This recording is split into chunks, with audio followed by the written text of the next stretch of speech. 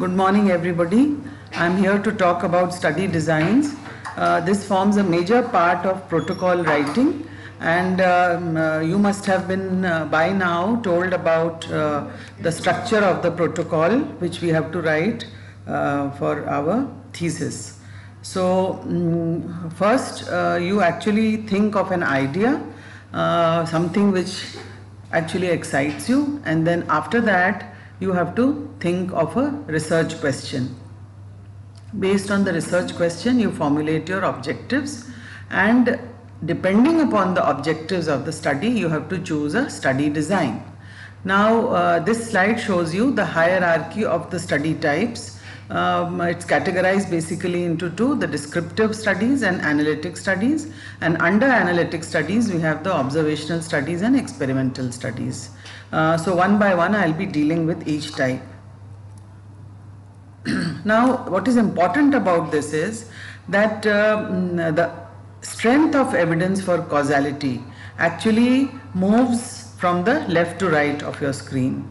So, the highest evidence of causality we get by the randomized control trials, which is shown on the right hand side of your screen. But no study design is good or bad. It actually depends upon many other factors, one of which is how feasible your study is, whether it is ethical, whether your ideas generally can be put into such a frame that does not cause much harm to the human subjects.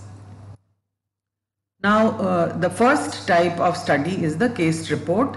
Normally you see one unusual case and you want to describe it, you want to report it, and this is called a case report, and this is the ultimate minimum publishable unit. So you look for cases, something which you see different from what you have been seeing earlier, and you can always publish that. The next one is case series.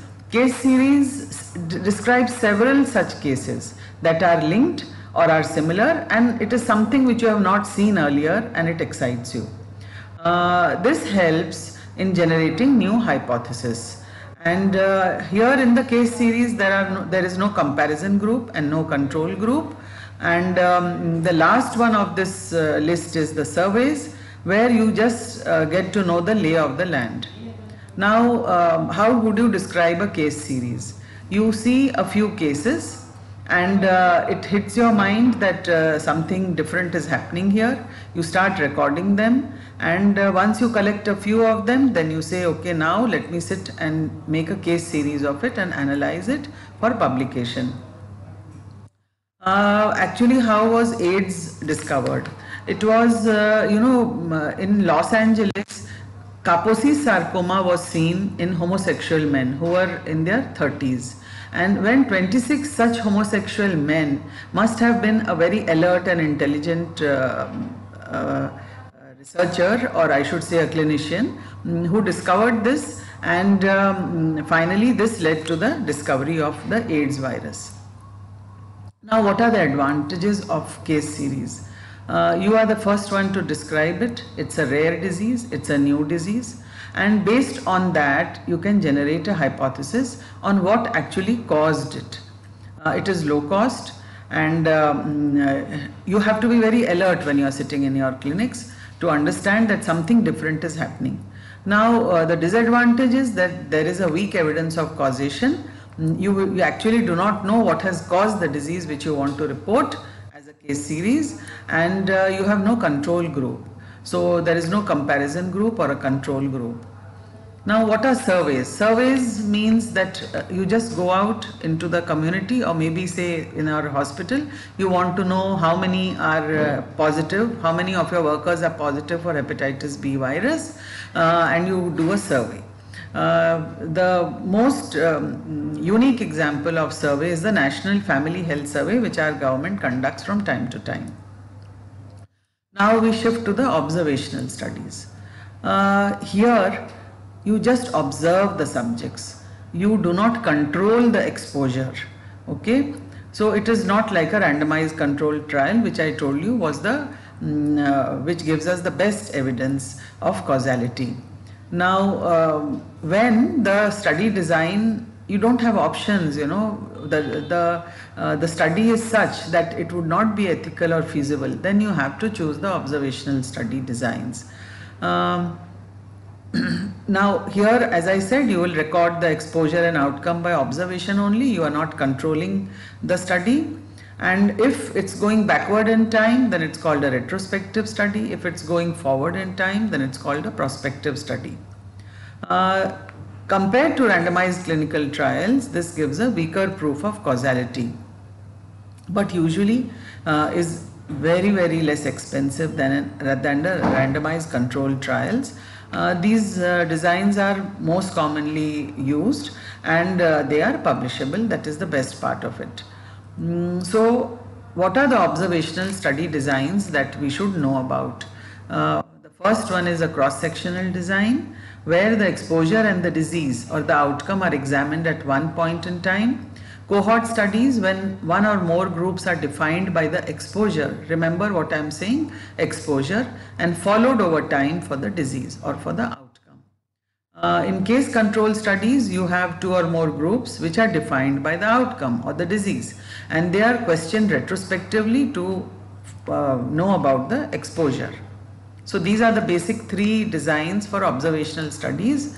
And what does a cross-sectional study actually do? The cross-sectional study, it measures the prevalence of disease or risk factors in a population at one point in time.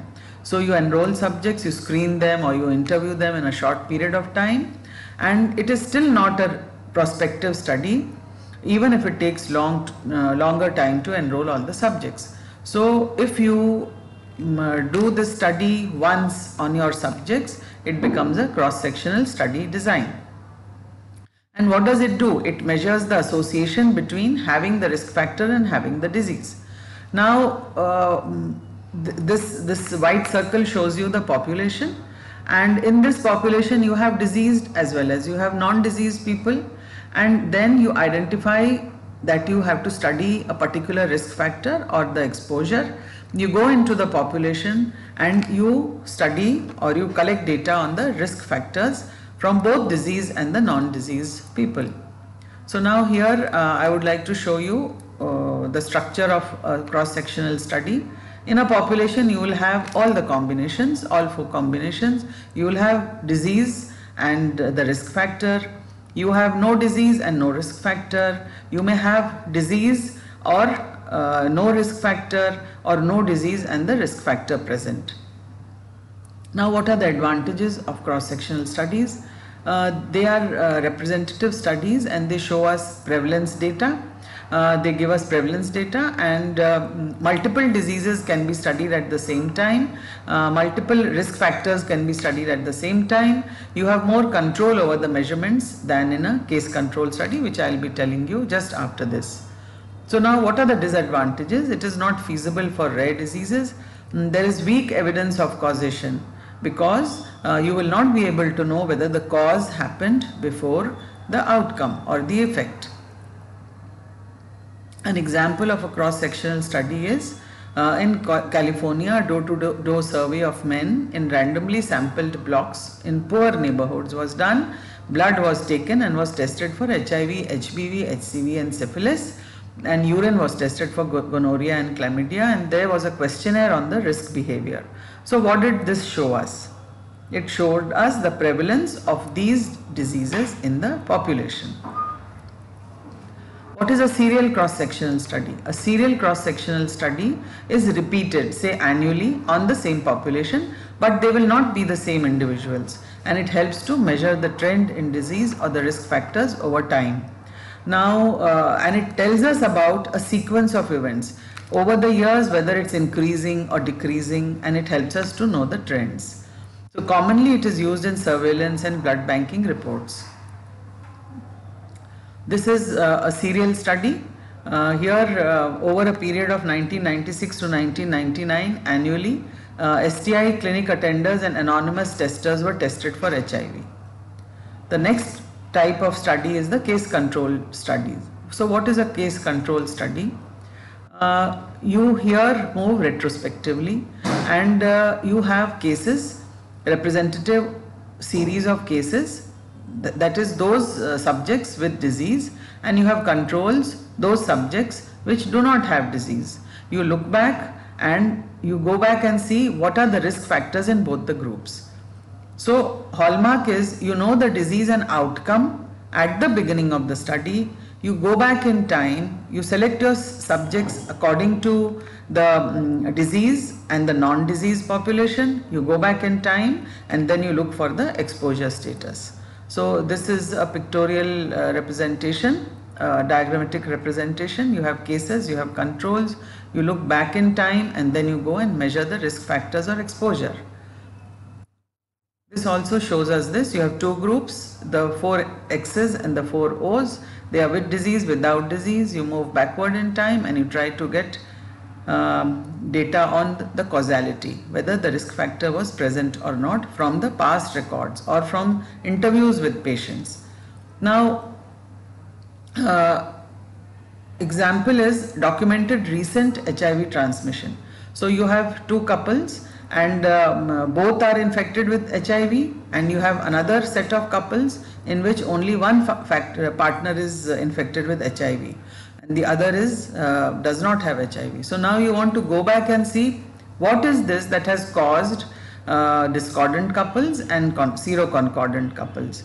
So then you will ask for the history of whether they are on heart or not. If they have been given these drugs, then you can protect one partner from transmission of HIV. Now, what are the advantages of case control studies? You have to, you normally choose this design for rare diseases. It involves lower costs and outbreak studies are done by this design. What are the disadvantages? There may be a bias in the choice of controls.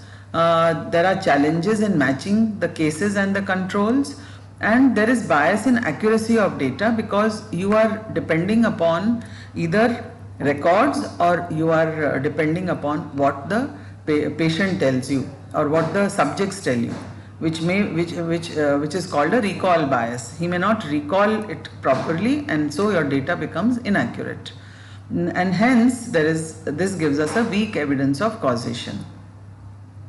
The next type of design is cohort studies. Now, what is a cohort study?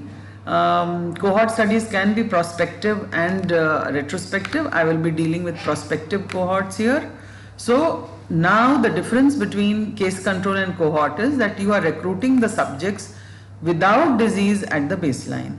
You will measure the risk factors or exposures at the baseline. You do not control the exposures, you are just observing, therefore it is an observational design, and you deliberately choose the subjects by exposure.